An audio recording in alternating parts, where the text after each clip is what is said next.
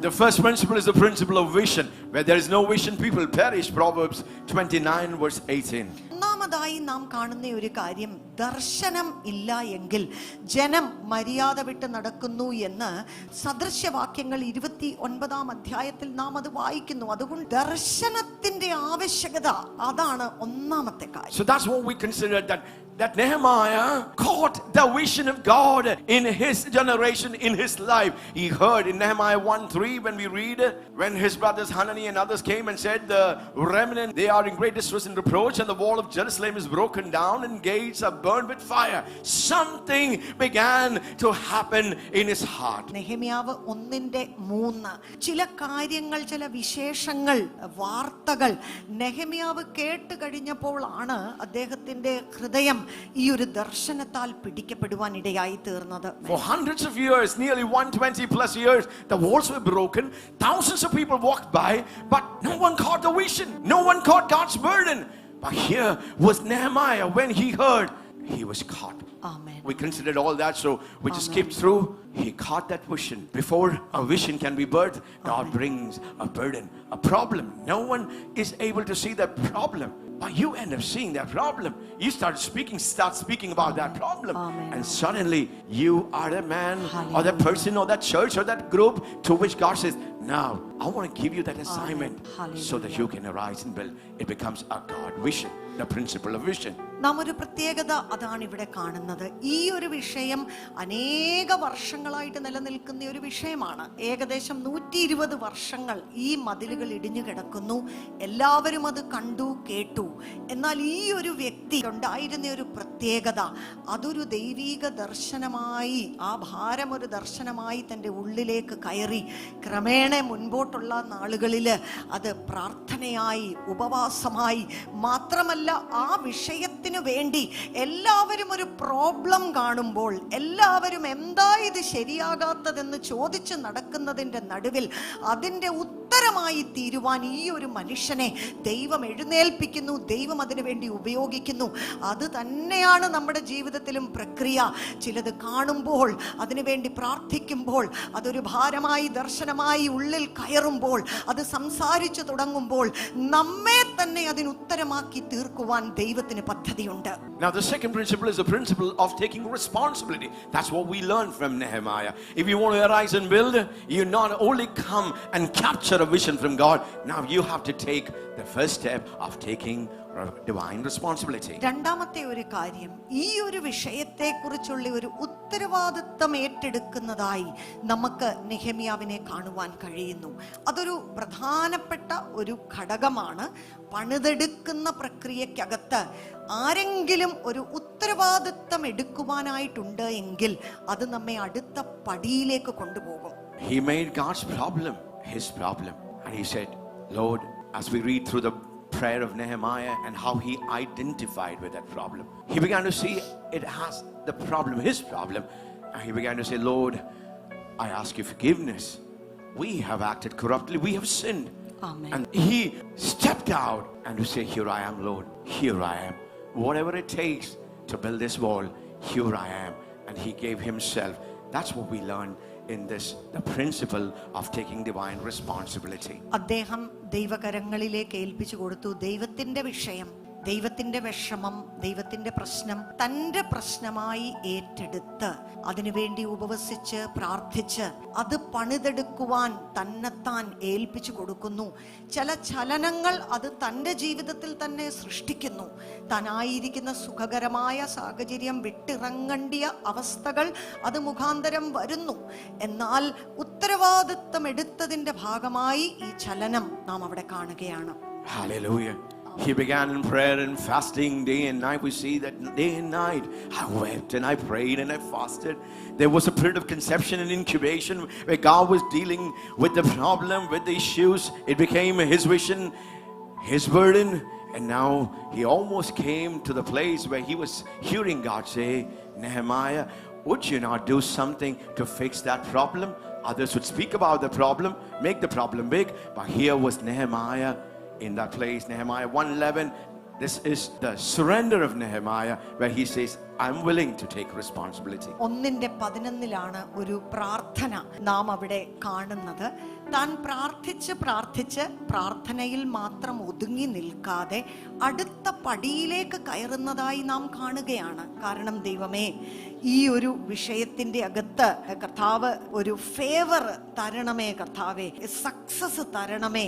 ഞാൻ രാജാവിന്റെ മുൻപിൽ ഈ വിഷയം ഞാൻ ഇത് അവതരിപ്പിക്കുമ്പോൾ കർത്താവെ എനിക്ക് ഇതിനകത്തൊരു സക്സസ് തരണമേ എന്ന് ചില തീരുമാനങ്ങളിലേക്ക് അദ്ദേഹം ആ പ്രാർത്ഥനാ മുറിയിൽ തന്നെ വരുന്നതായി നമുക്ക് കാണുവാൻ കഴിയും. Vision moved Nehemiah to divine responsibility and action, and here he said, here I am, Lord, whatever it takes, I'm willing. Wherever you want me to use, I'm willing. And he made himself available for God, the Holy Spirit of God, to use him to fix that problem. ഇതൊരു വളരെ പ്രധാനപ്പെട്ടതായിട്ടുള്ള ഒരു ഘടകമാണ്. താൻ ഏൽപ്പിച്ചു കൊടുത്തു. അതിനുവേണ്ടി ചില ആക്ഷനുകൾ, തീരുമാനങ്ങൾ എടുക്കുകയാണ്. അടുത്ത സ്റ്റെപ്പ് ഇതായിരിക്കണം ചെയ്യേണ്ടുന്നത് എന്നുള്ള തീരുമാനങ്ങൾ എടുത്ത് താൻ മുന്നേറുന്നതായി നമുക്ക് ഈ വ്യക്തിയെ കാണുവാൻ കഴിയുന്നു. The third important principle we learned from the life of Nehemiah, the law of favor. He knew the principle of favor. He knew that he got a vision. He was willing for responsibility, but that was not sufficient. In order to get this building work done, he needed God's favor. Favor with God and favor with man. He could not just go and build the broken wall. There was a process that involved, and he knew that favor from God and the favor of man was essential if he had to arise and build. ദൈവ പ്രസാദം, മനുഷ്യരിൽ നിന്നും ലഭിക്കുന്ന ഒരു പ്രസാദം എന്നുള്ള അതൊരു തത്വമായിട്ട് തന്നെ ദൈവരാജ്യത്തിൽ പ്രവർത്തിക്കുന്ന വിഷയമാണ്. അദ്ദേഹത്തിന് അതിനെക്കുറിച്ചൊരു മനസ്സിലാക്കൽ ഉണ്ടായിരുന്നു എന്ന് ഈ പ്രാർത്ഥനയ്ക്കകത്ത് നമുക്ക് കാണുവാൻ കഴിയും. 11 വാക്യത്തിൽ അദ്ദേഹത്തിന്റെ പ്രാർത്ഥന ഇങ്ങനെയാണ്: ഇന്ന് അടിയന് കാര്യം സാധിപ്പിച്ച് ഈ മനുഷ്യന്റെ മുൻപാകെ എനിക്ക് ദയ ലഭിക്കുമാറാക്കണമേ. ഞാൻ രാജാവിന് പാനപാത്ര വാഹകനായിരുന്നു എന്ന് പറഞ്ഞാൽ ദൈവത്തോട് പ്രാർത്ഥിക്കുന്നു, ദൈവമേ ഇതിനകത്ത് ഒരു വഴി കാണിക്കണമേ, സക്സസ് തരണമേ എന്ന് പറയുമ്പോൾ തന്നെ രാജാവിൻ്റെ ഹൃദയം കൂടെ ചേർന്ന് വന്നില്ല എങ്കിൽ കാര്യം നടക്കത്തില്ല എന്നൊരു മനസ്സിലാക്കൽ അദ്ദേഹത്തിനുണ്ട്. അതുകൊണ്ട് അതിനുവേണ്ടി പ്രാർത്ഥിക്കുകയാണ്. ആ രീതിയിലാണ് അദ്ദേഹം തന്നെത്താൻ പൊസിഷൻ ചെയ്തതും. Amen. Amen. Hallelujah. Amen. Amen. Nehemiah knew that he could not just go and build a wall. Many times you better get a vision from God, you get a burden, and you just run around trying to do. No, that's not the way. There is a principle to arise and build. If God puts that vision and burden, then there is a way, there's a process that it needs to be executed. He knew the favor in the hand of God was essential for that to happen. It was not just God putting that favor. It was needful that the king had favor. And also there were leaders and nobles and officials in Jerusalem. When he went there with that burden, they must say, yes, yes, yes, we recognize that God's burden, God's hand is in you. And we say yes and amen to that vision and to that burden, so that we can arise and build and do this thing for God. പ്രധാനപ്പെട്ട ഒരു തത്വമാണ് നാം ഇപ്പോൾ കേട്ടത്. പലപ്പോഴും നമുക്ക് ദർശനമുണ്ട്, ഭാരമുണ്ട്, ഉത്തരവാദിത്തം എടുക്കാൻ നാം തയ്യാറാണ്, നാം പ്രാർത്ഥിക്കുന്നുണ്ട്. എന്നാൽ അതിനുശേഷം പിന്നെ എങ്ങനെയെങ്കിലും മുൻപോട്ട് പോയി എന്തെങ്കിലും അങ്ങ് ചെയ്തേക്കാം എന്ന് നമ്മൾ വിചാരിക്കരുത്. ദൈവത്തിന് ദൈവത്തിൻ്റെതായിട്ടുള്ള വഴികൾ അതിനകത്ത് ഉണ്ട്. ഈ വിഷയത്തിനകത്ത് നാം കാണുന്നു ഓരോ സ്റ്റെപ്പിനകത്തും വാതിലുകൾ തുറക്കേണ്ടതായിട്ടുണ്ട്. അതിനുവേണ്ടി ദൈവം മാത്രമല്ല, ചില മനുഷ്യരുടെ ഹൃദയം, ആ പ്രീതി തങ്കലേക്ക് തിരിയേണ്ടതായിട്ടുണ്ട്. അതിനുവേണ്ടി ഒന്നും നമുക്ക് ചെയ്യാനായിട്ട് പറ്റത്തില്ല. പക്ഷേ ആ ഒരു മനസ്സിലാക്കൽ, ആ ഒരു പ്രാർത്ഥന, അങ്ങനെ മനുഷ്യരോടുള്ള ബന്ധത്തിലും നല്ല ബന്ധങ്ങളെ പുലർത്തി അതിനകത്ത് മുൻപോട്ട് പോകുവാനുള്ള ഒരു ജ്ഞാനം നെഹെമ്യാവിന് ഉണ്ടായിരുന്നു. Nehemiah chapter 2 verse 1 to 9 speaks about all that. How Nehemiah was person of favor in the eyes of the king. No one could stand there in the king's court with a gloomy face, with a sad face, because it meant death. It meant that that person would be punished. No one could stand in the Persian court king with a saddened heart, with a saddened face. But somehow this favor of God was translated and touched the heart of the king. Nehemiah, why are you sad? What's the matter? Nehemiah had a credibility before the king, which caused him or caused the king to look and ask that question. രണ്ടാം അധ്യായം 1 മുതൽ താഴോട്ട് വായിക്കുമ്പോൾ, ധ്യാനിച്ചു വായിക്കുമ്പോൾ വളരെ രസകരമായിട്ടുള്ള വചനങ്ങളാണ് അവിടെ പറഞ്ഞിരിക്കുന്നത്. അദ്ദേഹം പറയുന്നത്, ഞാൻ രാജാവിൻ്റെ സന്നിധിയിൽ ഒരിക്കലും ദുഃഖിച്ച് നിന്നിട്ടില്ല ഇതിനു മുൻപിൽ. എന്നാൽ ഈ ഒരു വിഷയവുമായി താൻ കടന്നു പോകുമ്പോൾ രാജാവ് ചില ചോദ്യങ്ങൾ അദ്ദേഹത്തോട് ചോദിക്കുന്നു. അവിടെ വളരെ ബഹുമാനം കാണിച്ച് വളരെ താഴ്മയോടുകൂടെ തൻ്റെ വിഷയത്തെ അവിടെ പ്രദർശിപ്പിക്കുകയും മാത്രമല്ല, മുൻപോട്ടുള്ള കാര്യങ്ങൾക്ക് വേണ്ടിയുള്ള സാധ്യതകൾ രാജാവിൻ്റെ അടുത്ത് ചോദിച്ച് വാങ്ങിക്കുകയും ചെയ്ത വളരെ അനുഗ്രഹിക്കപ്പെട്ട ഒരു പ്രിൻസിപ്പിളാണിത്. നമ്മുടെ ജീവിതത്തിൽ നാം ഇത് പാലിച്ചു കഴിഞ്ഞാൽ അടഞ്ഞു കിടക്കുന്ന അനേക വാതിലുകൾ നമുക്ക് വേണ്ടി തുറക്കുവാൻ പരിശുദ്ധാത്മാവ് ആഗ്രഹിക്കുകയാണ്. What's the matter? Why is your face sad? This is not sadness because of a sickness. This is sadness of heart. And Nehemiah said, I was afraid. But then Nehemiah speaks to the king. He gets an audience with the king and says, I said to the king, let the king live forever. See how much that honor was in Nehemiah. He had a track record. He was a man of credibility. He was an authentic person that the king gave him an audience. Just like Esther had an audience. Favor. അദ്ദേഹം രാജാവിനോട് പറയുന്ന വാക്കുകളൊക്കെ ഒരുപാട് ശ്രദ്ധേയമാണ്. ആ ഭാഷാ ശൈലി, മനോഭാവം, മനുഷ്യരോടുള്ള ബന്ധത്തിൽ ദൈവം നമ്മെ ആരുടെ അധികാര പരിധിക്കകത്താക്കി വെച്ചിരിക്കുന്നുവോ അവരോടുള്ള ബന്ധത്തിൽ അങ്ങനെയൊക്കെ ആയിരിക്കാൻ നമുക്ക് കഴിയുന്നത്, അത് നാം ചില തത്വങ്ങൾ മനസ്സിലാക്കുന്നതിലൂടെയും കൂടാണ് നമുക്കങ്ങനെ ചെയ്യുവാൻ പറ്റുന്നത്.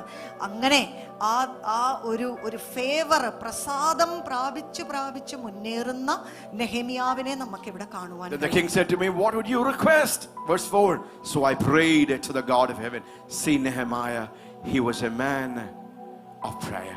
He was a man who had a relationship with God. He was a man who knew how to go into deep prayers. 4 months of waiting before God. And a man who knew to connect instantly and receive and invoke God's favor and request.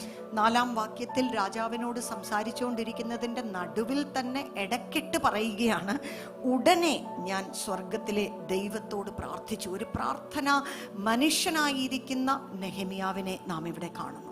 Verse 5, I said to the king, if it please the king, and if your servant has found favor before you, send me to Judah, to the city of my fathers, that I may rebuild it. That I may rebuild it.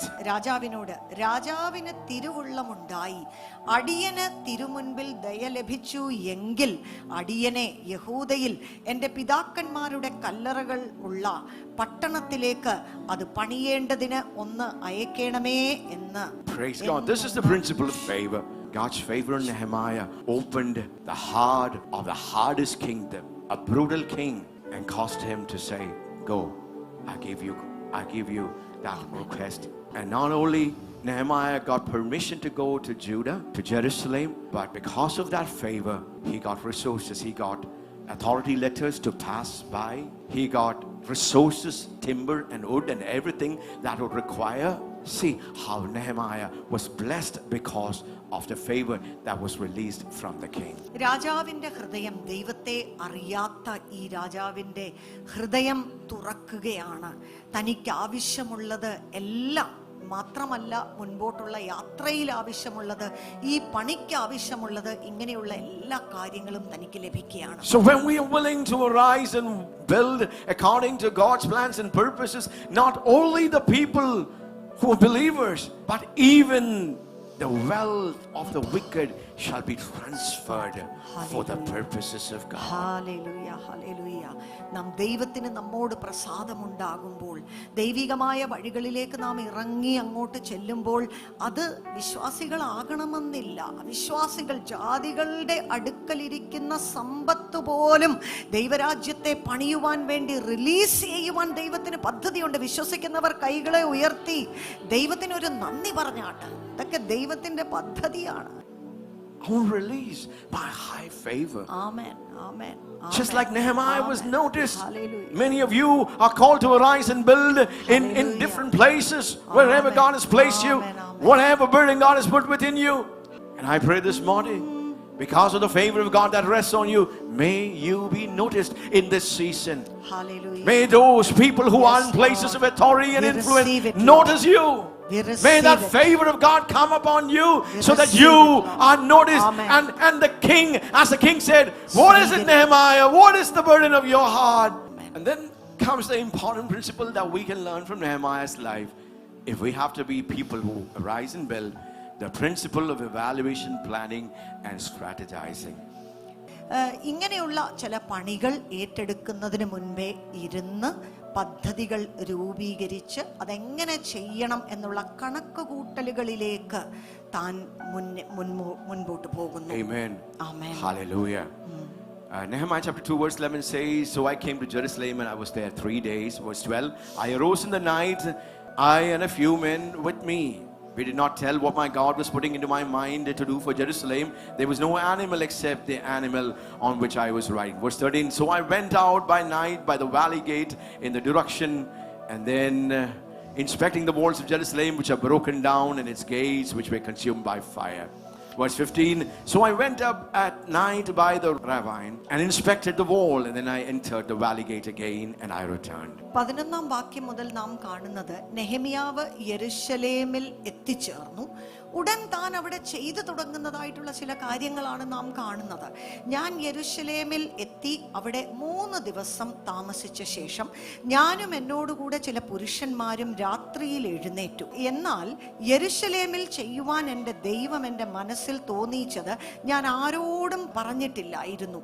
ഞാൻ കയറി ഇരുന്ന മൃഗമല്ലാതെ മറ്റൊരു മൃഗവും എന്നോടുകൂടെ ഉണ്ടായിരുന്നില്ല.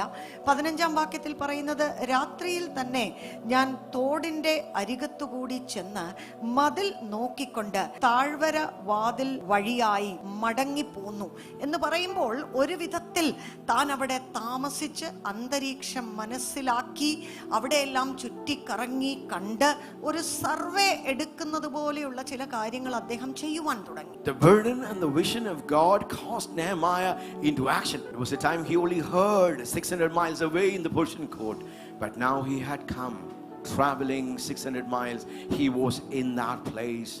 He was putting on the shoes of the people, the place where they were, and he was inspecting, collecting a feel of a first-hand feel, a first-hand survey of what was happening and what was at stake. അദ്ദേഹം അവിടെ കടന്നു ചെന്ന് അവരിൽ ഒരുവനായി അവിടുത്തെ കാര്യങ്ങൾ first ഹാൻഡായിട്ട് കണ്ട് ഗ്രഹിച്ച് മനസ്സിലാക്കുവാൻ ചില ശ്രമങ്ങൾ നടത്തുകയാണ്. He surveyed, he assessed. He found that there were 12 gates were burned. There were so many places where the walls had cracked and it was ruined. And then he saw it. He knew this was going to demand a lot of effort. It was not going to be an easy task. Before he entered into the building plan and the building project, he had a fair understanding. Amen, amen. And he counted the cost that would be required to arise and build. അദ്ദേഹം ചെയ്ത ഒരു കാര്യമാണ് നാം ഇവിടെ കാണുന്നത്. എന്തെങ്കിലും പറഞ്ഞു കേട്ട ഒരു വിഷയം മാത്രമല്ല, അത് ആരംഭിച്ചു എങ്കിലും താൻ കേട്ടത് വീണ്ടും താൻ തന്നെ ഒന്ന് കാണുവാൻ കടന്ന് പോയി. തന്നെ നടന്ന് അവിടുത്തെ സാഹചര്യങ്ങളെ കുറിച്ചെല്ലാം താനൊന്ന് കണ്ടു. എത്ര ഒരു മോശമായ സാഹചര്യത്തിലാണ് ഇപ്പോൾ ആയിരിക്കുന്നത് എന്നുള്ളത് തന്നെത്താൻ ഒന്ന് ഗ്രഹിച്ച് വീണ്ടും തന്റെ തീരുമാനത്തിൽ ഉറച്ച് ചിലത് പറയുന്നതായി നാം അവിടെ കാണുകയാണ്. In the book of Luke chapter 14 verse 28 to 30, this is Jesus' parable about counting the cost. If you want to be a disciple of Jesus Christ, Jesus uses an example of building a tower. ലൂക്കോസിന്റെ സുവിശേഷം 14-ാം അധ്യായത്തിൽ യേശു കർത്താവ് ഇതൊരു ഉപമയിലൂടെ പറഞ്ഞതായിട്ട് നമുക്ക് അവിടെ കാണുവാൻ കഴിയും. Verse 27, whoever does not carry his own cross and come after me cannot be my disciple. So he was teaching them about what it means to be a disciple and counting the cost for discipleship.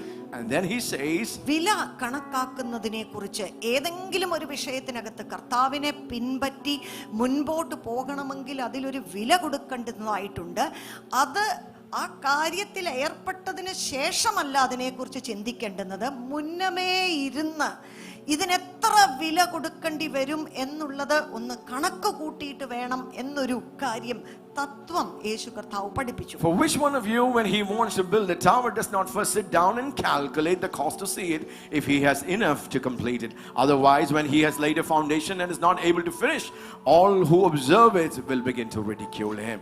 ഇത് ഒരു വീട് പണിയോടുള്ള ബന്ധത്തിലല്ല, ശിഷ്യത്വത്തോടുള്ള ബന്ധത്തിലാണ് കർത്താവ് ഈ ഒരു തത്വം ശരിക്കും ഇവിടെ പഠിപ്പിക്കുന്നത്. കാരണം ആ പശ്ചാത്തലം അങ്ങനെയാണ്. നിങ്ങളിൽ ആരെങ്കിലും ഒരു ഗോപുരം പണിയുവാൻ ഇച്ഛിച്ചാൽ ആദ്യം ഇരുന്ന് അത് തീർക്കുവാൻ വകയുണ്ടോ എന്ന് കണക്ക് നോക്കുന്നില്ലയോ എന്ന് അവരോട് ചോദിക്കുന്നു. So if we have to do something significant for God, if we have to arise and build, when I speak about a rising build, it starts with personal lives, with your family life, with what God has given, and then it comes the big God vision with at any level, starting from your personal level to your family level, to a corporate level, to a city level, to a nation level.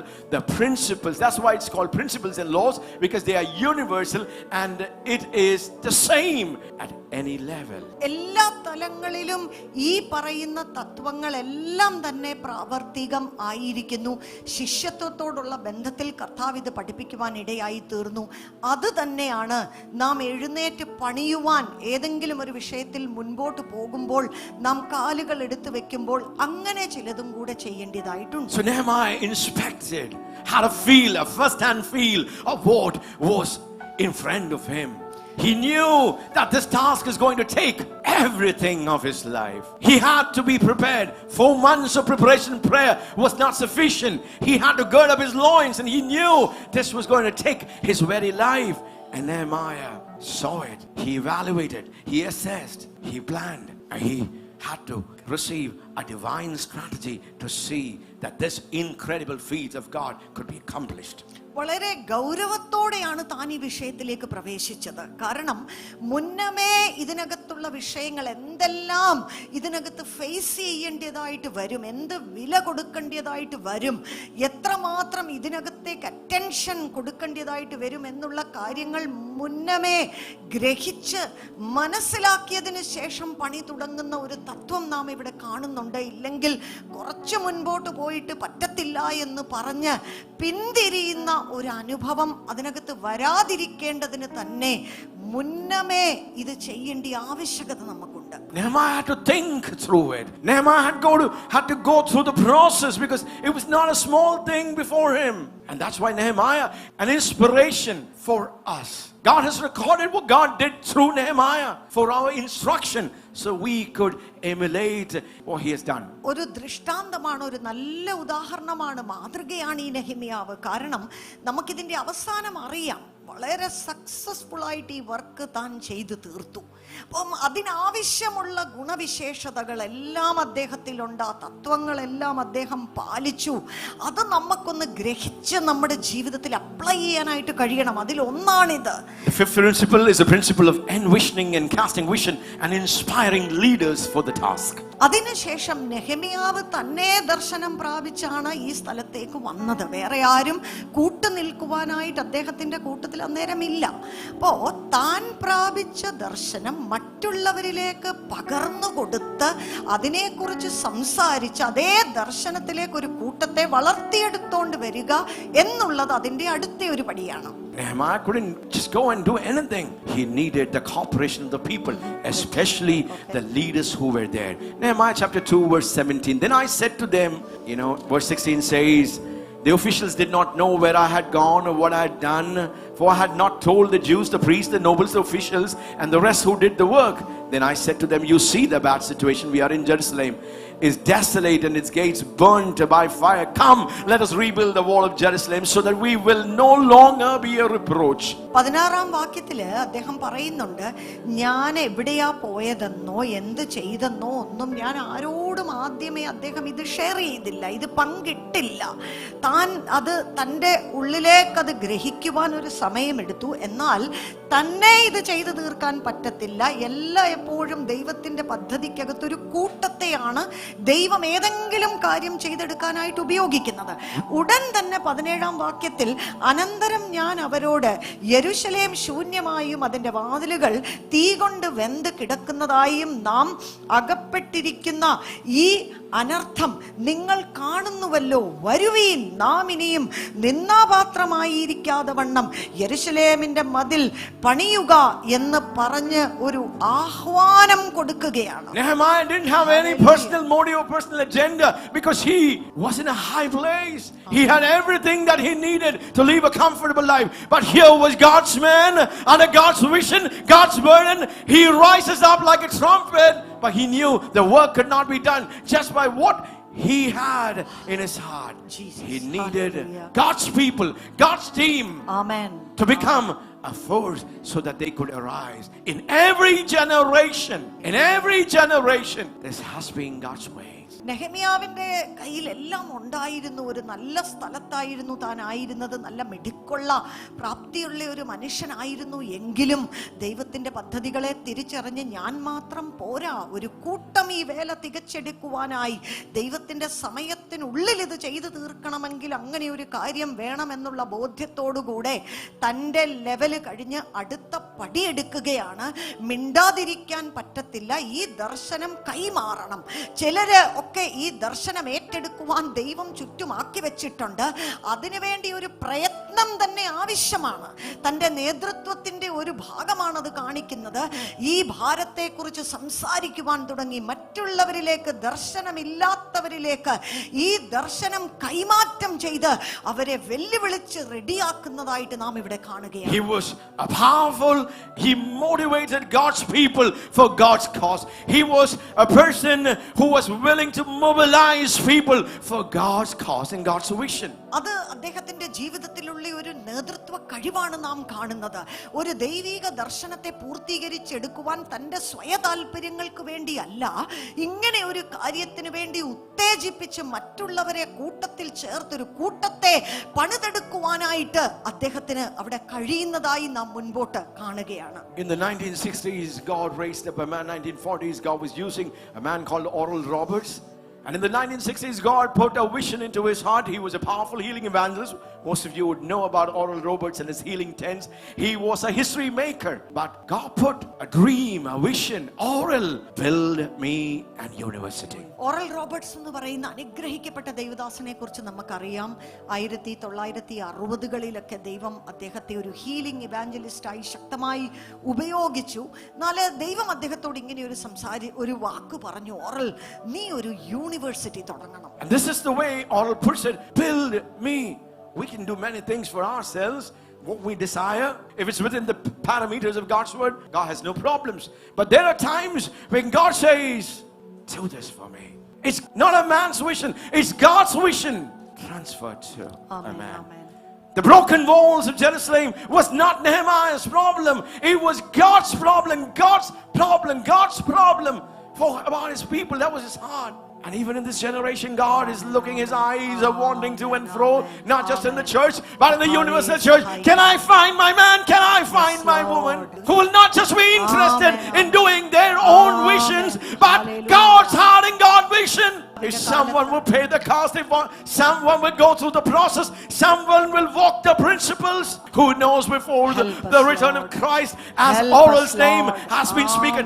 Oral Roberts is dead and gone, but to the glory of God, Oral Roberts University stands as God's vision given to a man. Hundreds and thousands and 10,000s of ministers are trained and released for the great harvest. Oral Roberts university അനുഗ്രഹിക്കപ്പെട്ട ഒരു സ്ഥാപനമായി ദൈവം ഉയർത്തിയിരിക്കുന്നു. അത് ചരിത്രമാണ്. ഒത്തിരി കുഞ്ഞുങ്ങൾ അവിടെ പഠിച്ച് അവര് പുറത്തു വരുന്നതായിട്ട് നമുക്കറിയാം. അതൊരു ദൈവപ്രവൃത്തിയായിരുന്നു. എന്നാൽ ഒരിക്കലും തന്നെ കൊണ്ട് ചെയ്യാൻ പറ്റാത്ത വലിയ ദർശനങ്ങളാണ് ചിലപ്പോൾ ദൈവം മനുഷ്യർക്ക് കൊടുക്കുന്നത്. അതൊക്കെയാ നമ്മുടെ കയ്യിൽ ഒതുങ്ങുന്നതാണെങ്കിൽ ശരി എന്നാണ് പലപ്പോഴും നമ്മൾ ചിന്തിക്കുന്നത്. പക്ഷെ ദൈവം അങ്ങനല്ല. ദൈവം ചില വലിയ കാര്യങ്ങൾ നമ്മോട് സംസാരിക്കും. സ്തോത്രം. ദൈവത്തോളം വലിപ്പമാണ് ദൈവത്തിന്റെ ദർശനങ്ങൾ.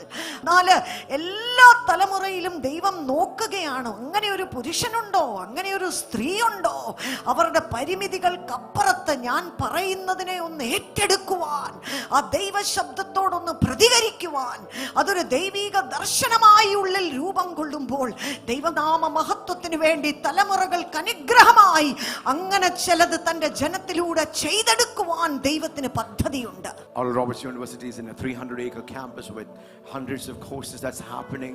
And praise God, this is a legacy. Oral is dead and gone. Other people are running it. But when we look to Oral Roberts University, it's not the hand of man. Amen, amen. Just the hand of man. Amen. It's the hand of God Amen, amen. that worked with the hand of a man and the hand of men and women who joined together to fulfill something incredible for God. വലിയൊരു blessing ആണ് നമുക്ക് കർത്താവ് ചെയ്തിരിക്കുന്ന. വചനത്തിൽ ഇങ്ങനെയുള്ള ഉദാഹരണങ്ങളുണ്ട്, ജീവിതങ്ങളിൽ നമ്മൾ അത് കാണുന്നു അല്ലേ. വലിയ ഒരു മനുഷ്യന് ഒരിക്കലും തന്നെ ചെയ്തെടുക്കാൻ പറ്റാത്ത ദൈവത്തിന്റെ കരം വളരെ വ്യക്തമാണ് ഇതുപോലുള്ള കാര്യങ്ങളിൽ. എത്ര വലിപ്പം, എത്ര മഹത്വമേറിയത്, അനേകായിരങ്ങൾക്ക് അനുഗ്രഹമായി തീരുന്നത്. സ്തോത്രം കർത്താവേ.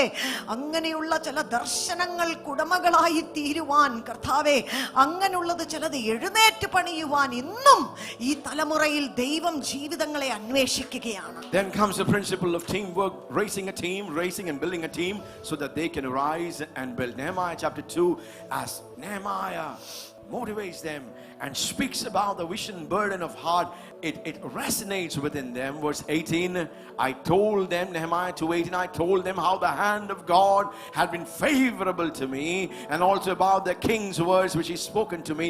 Then the leaders said, let us arise and build. So they put their hands to the good work. ആമേൻ. 18-ാം വാക്യത്തിൽ നാം കാണുന്നു, അവിടെ നെഹെമ്യാവെല്ലാം ഷെയർ ചെയ്യുക, തൻ്റെ യാത്രയുടെ ആരംഭം മുതൽ പങ്കിടുകയാണ്. ആ ദർശനം കൈമാറ്റം ചെയ്യുന്നു. എൻ്റെ ദൈവത്തിൻ്റെ കൈ എനിക്ക് അനുകൂലമായിരുന്നതും രാജാവ് എന്നോട് കൽപ്പിച്ച വാക്കുകളും ഞാൻ അറിയിപ്പിച്ചപ്പോൾ അവർ നാം എഴുന്നേറ്റ് പണിയുക എന്ന് പറഞ്ഞു. അങ്ങനെ ഒരു വ്യക്തിയുടെ തീരുമാനവും ആ ദൈവം കൊടുത്ത ദർശനവും ഒരു കൂട്ടത്തിലേക്ക്, ഒരു ടീമിലേക്ക് കൈമാറ്റം ചെയ്യപ്പെടുന്നതും അവർ ഒരു സ്വരമായി നമുക്ക് എഴുന്നേറ്റ് പണിയുവാം എന്ന് പറഞ്ഞ് അടുത്ത ലെവലിനകത്തേക്ക് കാര്യങ്ങൾ പോകുകയാണ്. This is not a small church that Nehemiah was before. He was in a city. Thousands and 10,000s of people who were led by different leaders and officials or people of different capacities. So even as he called them for this great task, he knew without the cooperation of the leaders, because if leaders don't lead, people will not follow. And therefore it takes God's leader and God's leaders to arise and build so that the people can be as one for a God task. Hallelujah. അവര് ഒരുമിച്ച് ചേർന്ന് പറഞ്ഞു. അങ്ങനെ അവർ ആ നല്ല പ്രവൃത്തിക്കായി അന്യോന്യം ധൈര്യപ്പെടുത്തി അതിനുവേണ്ടി കൈവച്ചു എന്നാണ് ഇവിടെ പറയുന്നത്. ഇവിടെ വീണ്ടും നാം ദൈവത്തിന്റെ തത്വങ്ങൾ കാണുകയാണ്. ദൈവം തെരഞ്ഞെടുക്കുന്ന നേതൃത്വ സ്ഥാനത്തിലായിരിക്കുന്ന വ്യക്തികൾ ദർശനത്തെ കൈമാറ്റം ചെയ്യുകയും ഒരു കൂട്ടം അതിനുവേണ്ടി മനസ്സൊരുക്കത്തോടെ എഴുന്നേൽക്കുകയും ചെയ്യുന്നതിനെ കുറിച്ചാണ് നാം ഇവിടെ കാണുന്നത്. കാരണം ഇത് വലിയൊരു വേലയാണ്, വലിയൊരു പട്ടണമാണ്, അനേക വിഷയങ്ങൾ അവിടെയുണ്ട്. തനിച്ച് ഇദ്ദേഹത്തിനൊന്നും ചെയ്യുവാൻ കഴിയത്തില്ല. ഒരു നേതാവ് നയിക്കുമ്പോഴാണ് അതിന്റെ പിന്നിൽ ചിലർക്ക് സഞ്ചരിച്ചു വരുവാനായിട്ട് കഴിയുന്നത്. And this vision, this principles can be applied at any level, at a personal level, at a family level. If God has given something to lead at every level, maybe at a cell group level, at a house of peace level, it doesn't have to be big and huge. But if you are caught by God's person, God's vision and burden, start executing, walking those principles from the lower level. നാം ഏത് തലത്തിനകത്ത് ദൈവം നമ്മളെ ആക്കി വെച്ചാലും, അത് ശുശ്രൂഷകൾ വലുതായിക്കോട്ടെ ചെറുതായിക്കൊള്ളട്ടെ, അവിടെ എല്ലാം ദൈവം നമുക്ക് തന്നിരിക്കുന്ന ഒരു സ്വാധീനത്തിന്റെ മേഖലകളായി നാം അതിനെ കാണണം. ദൈവം നമുക്ക് തന്നിരിക്കുന്നതിനെ നാം ചെയ്യണം, അത് മറ്റുള്ളവരിലേക്ക് കൈമാറ്റം ചെയ്യണം. അങ്ങനെയൊരു വളർച്ച ദൈവം നമുക്ക് തരും. അടുത്ത പടികളിലേക്ക് ദൈവം നമ്മെ കൊണ്ടുപോകും. Then comes the principle of handling opposition and criticism. Whenever you do something significant for God, there will always be opposition and criticism. And God's leader and God's building team and God's builders must know this principle. Otherwise, you will be disgraced and disappointed. And we will learn many principles with respect to that. But the law and the principle of handling opposition and criticism. അടുത്ത ഒരു പ്രധാനപ്പെട്ട കാര്യം, ചില എതിർപ്പുകളും നിന്ദകളും ഒക്കെ വരുമ്പോൾ അതിനെ എതിർത്ത് നിൽക്കുവാൻ കഴിയുന്ന ഒരു നൈപുണ്യം ഇങ്ങനെ മുൻപോട്ട് വരുന്ന ആൾക്കാർക്ക് ഉണ്ടായിരിക്കണം. കാരണം ഏതെങ്കിലും ഒരു ദൈവപ്രവൃത്തി വെളിപ്പെടുമ്പോൾ, ഏതെങ്കിലും ഒരു ദൈവികമായ കാര്യത്തിൽ മുൻപോട്ട് പോകുമ്പോൾ നിശ്ചയമായിട്ടും അതിനകത്ത് ഒരു പ്രോബ്ലം അല്ലെ ഇങ്ങനെ ഒരു എതിർപ്പ് നമ്മൾ ഫേസ് ചെയ്യും. കാരണം അതിൻ്റെ പിന്നിൽ മനുഷ്യർ മാത്രമല്ല, ദൈവപ്രവർത്തികളെ തടസ്സപ്പെടുത്തുന്ന അന്ധകാര ശക്തികളും കൂടിയാണ് അതിനകത്ത് ഏർപ്പെടുത്തുന്നത്. Nehemiah 2:19 says, "What when Sanballat the Horonite and Tobiah the Ammonite official and Geshem the Arab heard it, they mocked us, they despised us, and they said, what is this thing that you're doing? Are you rebelling against the king?" Verse 19.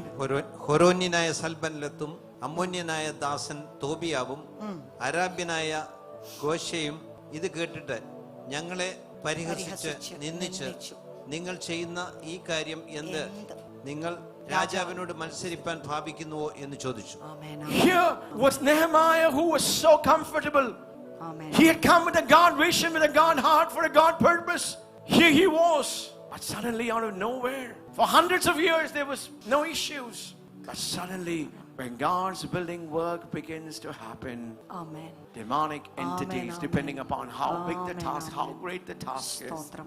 starting from principalities and powers to demonic entities begin to show up, both in person, Hallelujah. stirring up people, Amen. and sometimes in different diverse Amen. ways.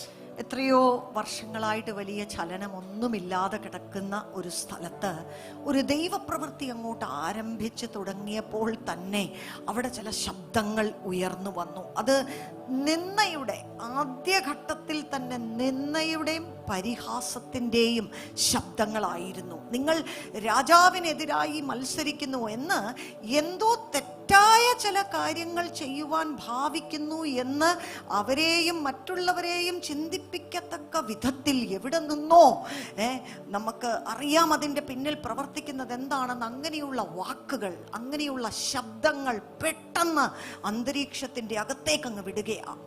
And God's builder and God's builders and God's building team had to learn the principle of handling opposition and criticism. Look how Nehemiah Amen, responded amen. to that. Amen. Nehemiah 2:20. So I answered them and said to them, the God of heaven will give us success. Therefore we, his servants, will arise and build, but you have no portion, right, or memorial in Jerusalem. അതിന് ഞാൻ അവനോട്, സ്വർഗത്തിലെ ദൈവം ഞങ്ങൾക്ക് കാര്യം സാധിപ്പിക്കും, ആകയാൽ അവന്റെ ദാസന്മാരായ ഞങ്ങൾ എഴുന്നേറ്റ് പണിയും, നിങ്ങൾക്കോ യെരൂശലേമിൽ ഒരു ഓഹരിയും അവകാശവും ജ്ഞാപകവുമില്ല എന്നുത്തരം പറഞ്ഞു. Hallelujah. Amen. Amen. Amen. Many times we think if it is God's plan, God's vision, everything will come easy. Everyone will be favorable. Hallelujah. No, that's not how it is. Amen, amen. No, that's not how it is. Whenever you begin to do something significant for God, Hallelujah. there will always be opposition and Hallelujah. resistance. And Hallelujah. we must be built up to handle opposition and criticism. പലപ്പോഴും നാം ചിന്തിക്കും, ഏതെങ്കിലും ഒരു നല്ല കാര്യം ദൈവത്തിൽ നിന്നും പ്രാപിച്ചൊരു കാര്യം ചെയ്യുമ്പോൾ അതിൽ സമാധാനമായിരിക്കണമല്ലോ എന്ന് നാം ചിന്തിക്കും. എന്നാൽ ചില സമയങ്ങളിൽ, പ്രത്യേകിച്ചും അത് ആദ്യ ഘട്ടങ്ങളിൽ, അതിനെ എതിർക്കുന്ന, നശിപ്പിച്ചില്ലായ്മയാക്കി ആ ദൈവപ്രവൃത്തി നിർത്തിക്കളയുന്നത് പോലെയുള്ള ചില ശബ്ദങ്ങൾ നാം നേരിടേണ്ടതായിട്ട് വന്നേക്കാം. അതിനെ നേരിടാനും കൈകാര്യം ചെയ്യാനും നാം പഠിച്ചെങ്കിലേ നമുക്ക് അടുത്ത സ്റ്റെപ്പിലേക്ക് പോകാനായിട്ട് പറ്റും. Now comes the principle of execution and action. Nehemiah chapter 3 is a beautiful chapter which speaks about how God's people became one to accomplish this God vision and task. മൂന്നാം അധ്യായം വളരെ മനോഹരമായ ഒരു ചിത്രമാണ് അവിടെ തരുന്നത്. വീണ്ടും അവര് ഈ പദ്ധതി ഇട്ടിരിക്കുന്ന കാര്യങ്ങളെല്ലാം ചെയ്തു തുടങ്ങുന്നതിനെ കുറിച്ചാണ് നാം അവിടെ വായിക്കുന്നത്. They moved from Nehemiah moved from prayer to planning to envisioning and then into action and execution. പ്രാർത്ഥിച്ചു, പദ്ധതിയിട്ടു, അതിന് ശേഷം അവര് ചില കാര്യങ്ങൾ ചെയ്തു തുടങ്ങുന്നതായിട്ട് നാം ഇവിടെ കാണുകയാണ്. Hallelujah. Amen, amen. If there is no action, then vision is just a dream, just a fantasy. നമുക്കറിയാം, നാം ഏതെങ്കിലും ഒരു സ്റ്റെപ്പിനകത്ത് ചിലത് ലിറ്ററലി ചെയ്തു തുടങ്ങിയില്ലെന്നുണ്ടെങ്കിൽ ദർശനം വെറും ഒരു സ്വപ്നമായി, വെറും വാക്കുകളായി, അല്ലെങ്കിൽ ആഗ്രഹങ്ങളുടെ ലെവലിനകത്ത് അത് ശേഷിച്ചു പോകുകയാണ്. Nehemiah chapter 3 says the first 3 verses. Can we read that in Malayalam? The first 3 verses, Nehemiah chapter 3 verse 1 to 3. How? അങ്ങനെ മഹാപുരോഹിതനായ എല്യാസീബും അവന്റെ സഹോദരന്മാരായ പുരോഹിതന്മാരും എഴുന്നേറ്റ് ആട്ടിൻവാതിൽ പണിതു. അവർ അത് പ്രതിഷ്ഠിച്ചു, അതിന്റെ കഥകളും വെച്ചു. ഹെമയ ഗോപുരം വരെയും ഹെനയേൽ ഗോപുരം വരെയും അവർ അത് പ്രതിഷ്ഠിച്ചു. അവർ പണിതതിനപ്പുറം യെരിഹോക്കാർ പണിതു. അവരുടെ അപ്പുറം ഇമ്രിയുടെ മകനായ സക്കൂർ പണിതു. മീൻ വാതിൽ ഹസനായ നായക്കാർ പണിതു. അവർ അതിന്റെ പടികൾ വെച്ചു, കതകും ഓടാമ്പലും അന്താഴവും ഇളക്കി. Amen. So we begin to say it's a big chapter, and how carefully the Holy Spirit of God has recorded who built what and how it was built. They built in teams and in groups and in families, in regions. Everyone was given a task to build. Everyone was assigned what they needed to build. Everyone was not going and building this and that. Everyone was given a task, an assignment, where they were placed and what they must focus on. And beautifully, as teams and as families under their local leaders, they began to build the gates and the walls. The gates and the walls. The 12 gates and the walls just came together. വളരെ നല്ല രീതിയിൽ നമുക്ക് ഇവിടെ കാണുവാൻ കഴിയുന്നു. വ്യക്തമായിട്ടുള്ള പേരുകൾ എടുത്തു പറഞ്ഞിരിക്കുകയാണ് ആര് എന്ത് പണിതു എന്നുള്ളത്. അവർക്ക് തോന്നുന്നത് പോലെ എന്തെങ്കിലുമൊക്കെ ആരെങ്കിലുമൊക്കെ ചെയ്തതായിട്ടല്ല, വളരെ സിസ്റ്റമാറ്റിക് ആയിട്ട് ഓരോ കൂട്ടരും അവരവരെ ഏൽപ്പിച്ച രീതിയിൽ ആ മതിലുകളെയും വാതിലുകളെയും പണിതെടുക്കുന്ന ഒരു മനോഹരമായ ചിത്രമാണ് ഇവിടെ നമ്മൾ കാണുന്നത്. Hallelujah. Amen. So when God's people comes into that place of alignment, imagine for hundreds of years, nearly 120 plus years, this was an impossible task. This cannot be done. Earlier they had made attempts. They failed miserably. All hopes were gone. This is not possible. Anyone who would rise up and say, let's build the wall, not possible. Nay, not possible. Amen. But here it took one man who had God's vision and God's burden, who could sound a trumpet and say and invoke and inspire and motivate and mobilize God's leaders, God's builders, and say, Hallelujah. come, let's rise up. Amen, amen, amen, amen. Hallelujah. And അനേക as the leaders got up, the people came as one. Amen. And hallelujah, this incredible work of God was done. ആമേൻ. അനേക വർഷങ്ങളായി തകർന്നു കിടന്ന ആര് അവിടെ ഒരു പണി തുടങ്ങി കഴിഞ്ഞാലും പൂർത്തീകരിക്കാൻ കഴിയാതെ വണ്ണം ഇതൊരു ഭയങ്കര ബുദ്ധിമുട്ടുള്ള പണിയാണ്. ഒരു കാരണവശാലും ഇത് ചെയ്യാൻ പറ്റത്തില്ല.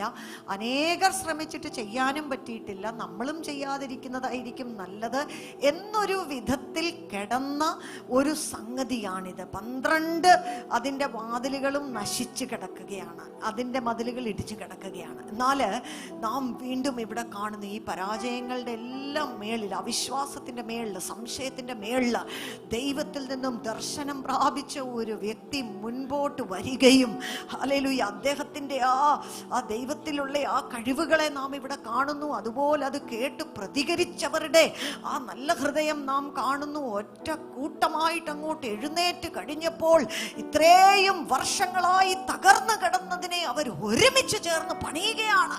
നമ്മുടെ കരങ്ങളെ അടിച്ച് നമ്മുടെ സന്തോഷത്തെ ഒന്ന് പ്രകടിപ്പിക്കാം. There are many voices that says the nation of India cannot be reached, cannot become, hallelujah, a place of the glory of God.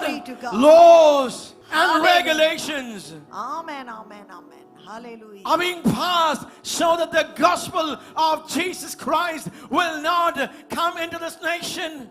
But no matter what, Amen. God always has a solution. Hallelujah. God always Hallelujah. has a way. If God's Amen, leaders, amen. if God's builders, and if Hallelujah. God's building team Glory are to ready, God. this Amen, nation of amen. India can be reached for Christ. Hallelujah. നമ്മുടെ ഭാരതദേശത്തെ കുറിച്ച് നമ്മൾ ചിന്തിക്കുമ്പോൾ ഇങ്ങനെ തന്നെയുള്ള ചില ചിന്തകൾ, അയ്യോ ഇതൊക്കെ ആര് എപ്പോൾ പോയി സുവിശേഷം പറഞ്ഞ് ഞങ്ങളുടെ രാജ്യത്തൊരു വ്യത്യാസം വരും, ഒരു ഉണർവ് വരും. എന്നാൽ ദൈവത്തിന്റെ ആഗ്രഹപ്രകാരം ഇന്നും ദൈവം അന്വേഷിക്കുകയാണ്. അങ്ങനെ ചിലരുണ്ടെങ്കിൽ, അങ്ങനെ ചിലർ കേൾക്കുമെങ്കിൽ, അങ്ങനെ ചിലർ എഴുന്നേൽക്കുമെങ്കിൽ, അങ്ങനെ ചിലർ പ്രാർത്ഥിക്കുമെങ്കിൽ, ഒരു കൂട്ടം അതിനോട് ചേരുമെങ്കിൽ വലിയ ദൈവ പ്രവർത്തികൾ നമ്മുടെ ദേശത്ത് ചെയ്തെടുക്കുവാൻ നമ്മുടെ ദൈവം വിശ്വസ്തനാണ്. Hallelujah. Amen, amen. Nehemiah chapter 3 verse 5, even in the midst of the whole people, there were a group of people who were not that convinced. And it says, moreover, next to him the Tekoites made repairs, but their nobles did not support the work of their masters. 3:5 അവരുടെ അപ്പുറം തെക്കോവിയർ അറ്റകുറ്റം തീർത്തു, എന്നാൽ അവരുടെ ശ്രേഷ്ഠന്മാർ കർത്താവിന്റെ വേലയ്ക്ക് ചുമൽ കൊടുത്തില്ല. Many times we think everyone has to cooperate so that God's work can be done. No.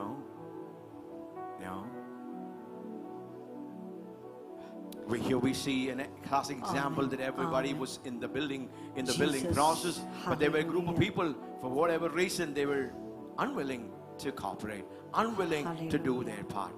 Hallelujah. I've learned this principle long ago, Ajit.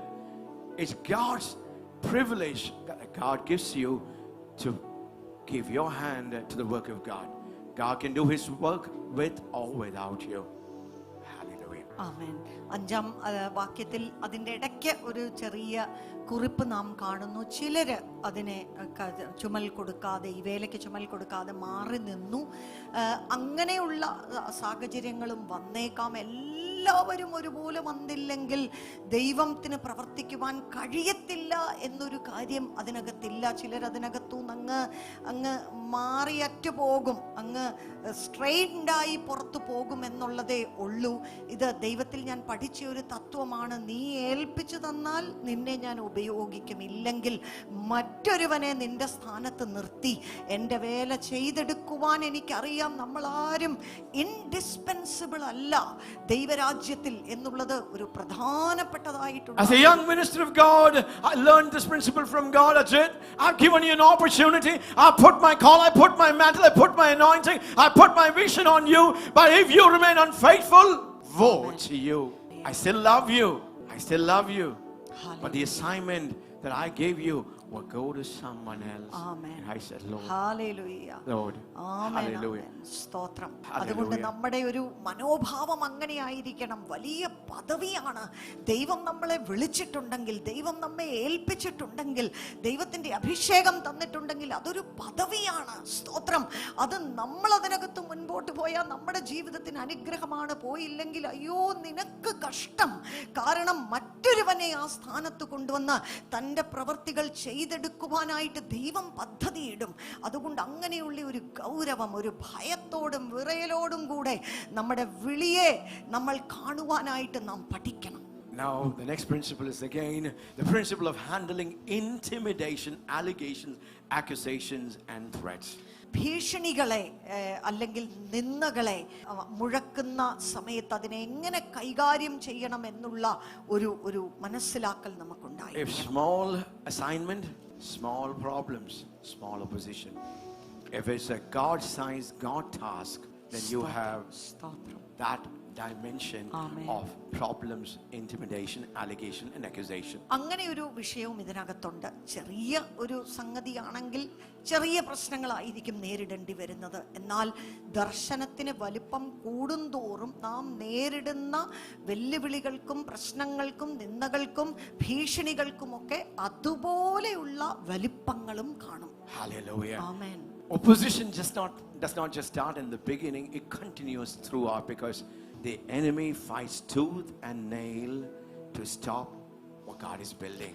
ഇവിടെ ആദ്യം തന്നെ ആരംഭിച്ച ഒരു എതിർപ്പ് മുൻപോട്ടുള്ള അധ്യായങ്ങളിൽ നാം പോകുമ്പോൾ ഒരു പ്രാവശ്യം പറഞ്ഞിട്ട് ആ ഭീഷണി മുഴക്കിയിട്ട് നിർത്തിയില്ല.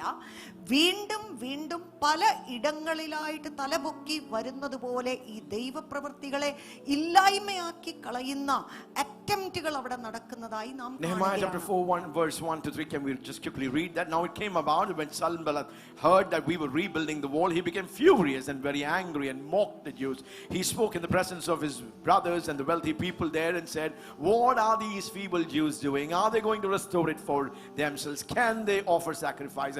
Can they finish it in a day? Can they revive the stones from the dusty rubble, even the burned ones?" Now Tobiah the Ammonite was near him, and he said, "Even what they are building, if a fox should jump on it, he would break their stone wall down." ഞങ്ങൾ മതിൽ പണിയുന്നുവെന്ന് സൻബല്ലത്ത് കേട്ടപ്പോൾ അവർ കോപവും മഹാരോഷവും പൂണ്ട് യഹൂദന്മാരെ നിന്ദിച്ചു. ഈ ദുർബലന്മാരായ യഹൂദന്മാർ എന്തു ചെയ്യുവാൻ പോകുന്നു? അവരെ സമ്മതിക്കുമോ? അവർ യാഗം കഴിക്കുമോ? ഒരു ദിവസം കൊണ്ട് പണി തീർത്ത് കളയുമോ? വെന്തുകിടക്കുന്ന ചണ്ടി കൂമ്പാരങ്ങളിൽ നിന്ന് അവർ കല്ല് ജീവിപ്പിക്കുമോ? എന്നിങ്ങനെ തന്റെ സഹോദരന്മാരും ശമരിയ സൈന്യവും കേൾക്കെ പറഞ്ഞു. അപ്പോൾ അവന്റെ അടുക്കൽ നിന്നിരുന്ന അമ്മോന്യനായ തോബിയാവ്, അവർ എങ്ങനെ പണിതാലും ഒരു കുറുക്കൻ കയറിയാൽ അവരുടെ മതിൽമേൽ കൽമതിൽ ഇടിഞ്ഞു വീഴും എന്ന് പറഞ്ഞു. Look at the way that the enemy uses, stirs up people to mock, ridicule, insult, bring discouragement, disillusionment. What are they building? They will never make it. Hallelujah. It will never succeed. Amen. Amen. It will never be done.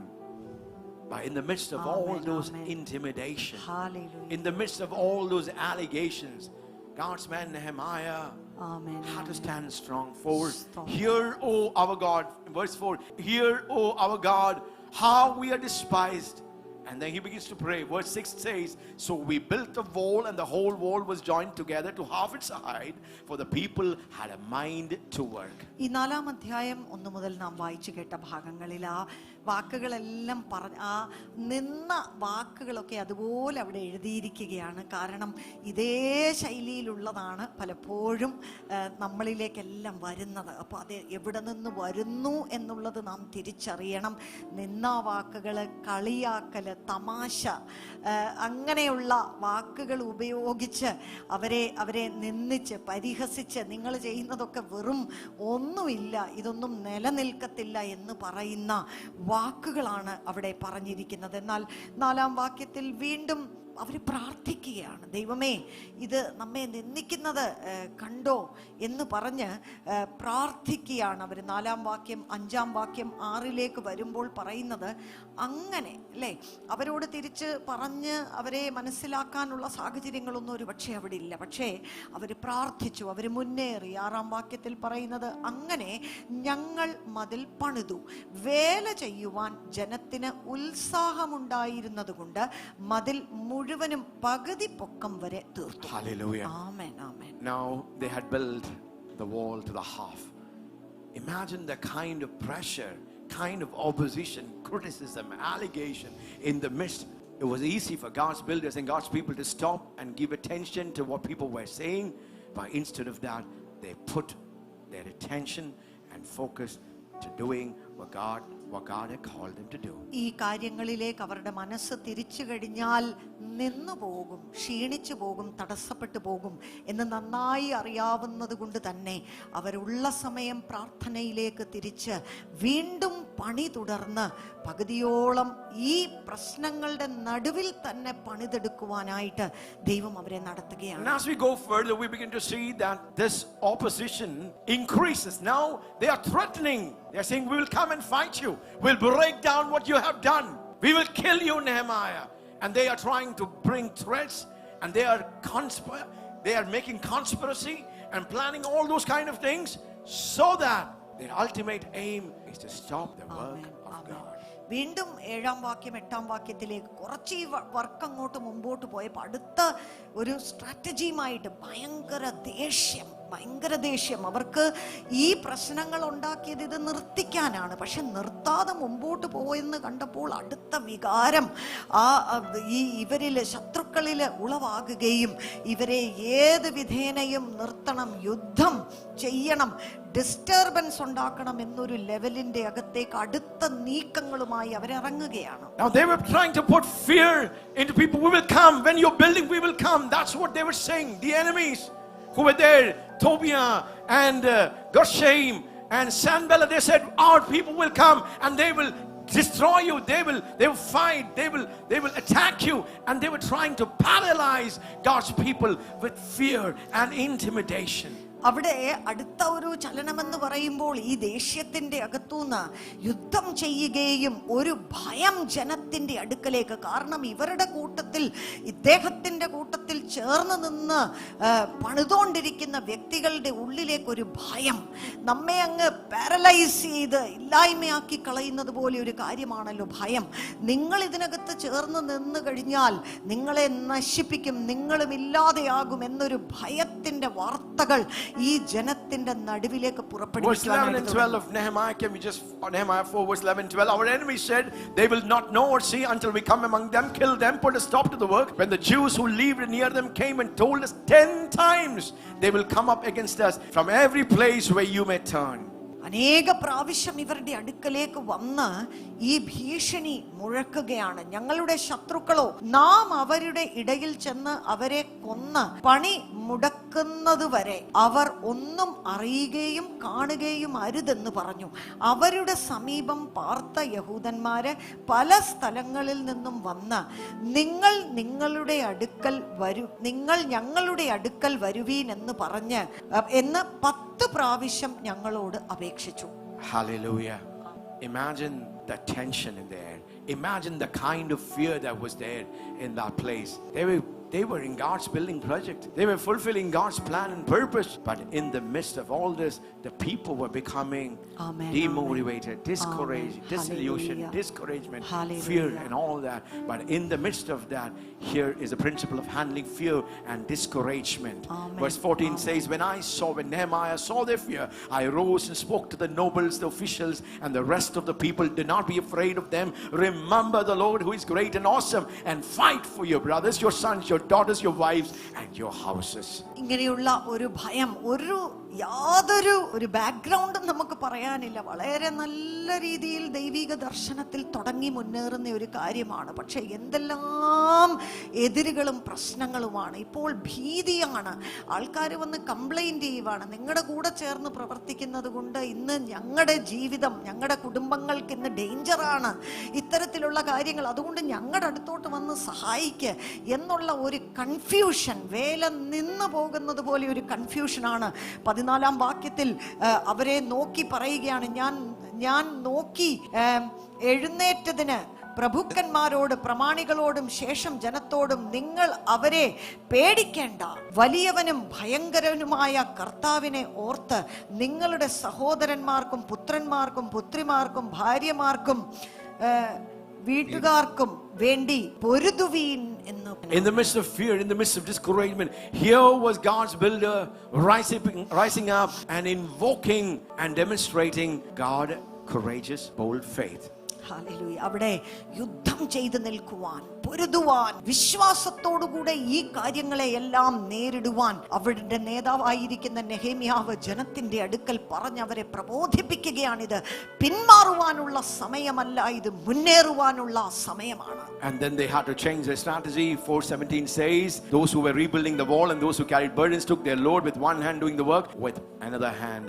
Now they were not just building, and they were also defending themselves. They had to change their practice. They just had to keep building, but they just had to fight, had to defend what God was doing. അതിനുശേഷം 17-ാം വാക്യത്തിലേക്ക് വരുമ്പോൾ അവർ ചെയ്തുകൊണ്ടിരുന്ന രീതി അല്പം ഒന്ന് മാറ്റിപ്പിടിക്കുന്നതായിട്ട് നമുക്കവിടെ കാണുവാൻ കഴിയുന്നു. ചുമടെടുക്കുന്ന ചുമട്ടുകാർ ഒരു കൈകൊണ്ട് വേല ചെയ്യുകയും മറ്റൊരു കൈകൊണ്ട് ആയുധം പിടിക്കുകയും ചെയ്തു.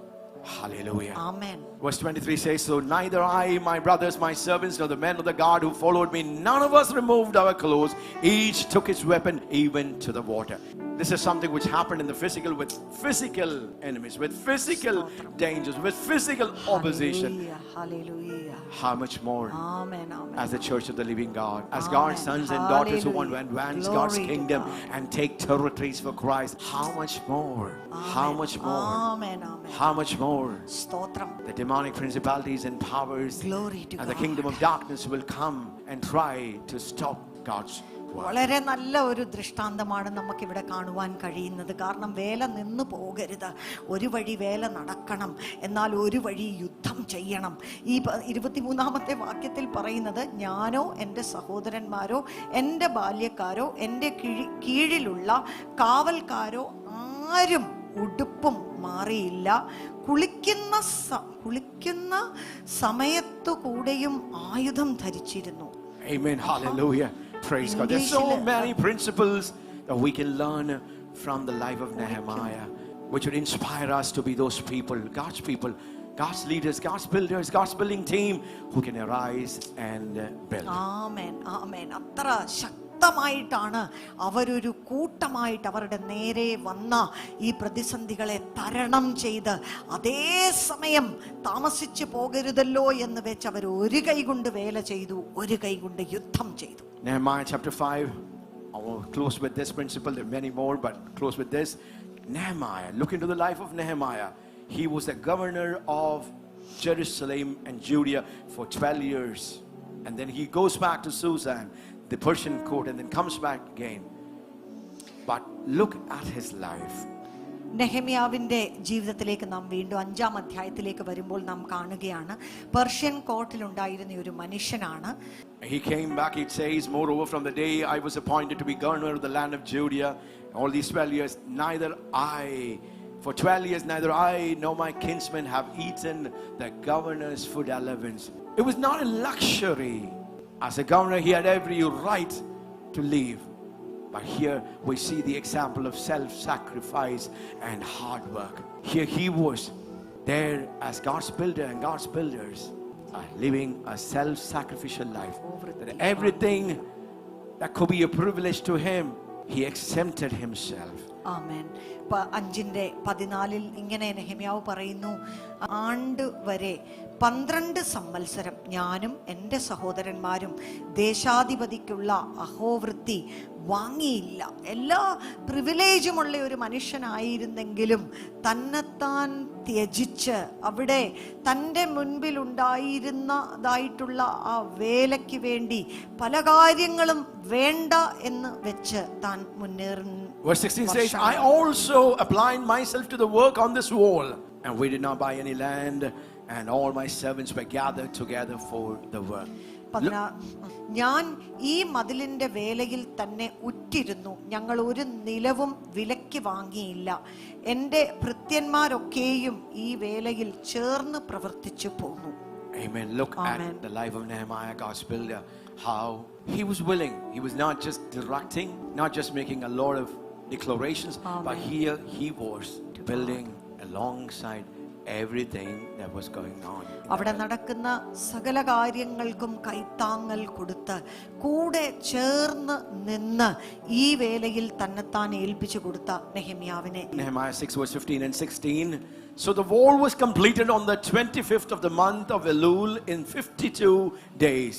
Verse 16, when all our enemies heard of it and all the nations surrounding us saw it, they lost their confidence, for they recognized this work had been accomplished with the help of our God. 6-ാം അധ്യായമായപ്പോഴത്തേക്കിനും അതിന്റെ 15-ാം വാക്യത്തിൽ നമ്മൾ വായിക്കുന്നു, ഇങ്ങനെ മതിൽ 52 ദിവസം പണിത് എലൂൽ മാസം 25-ാം തീയതി തീർത്തു.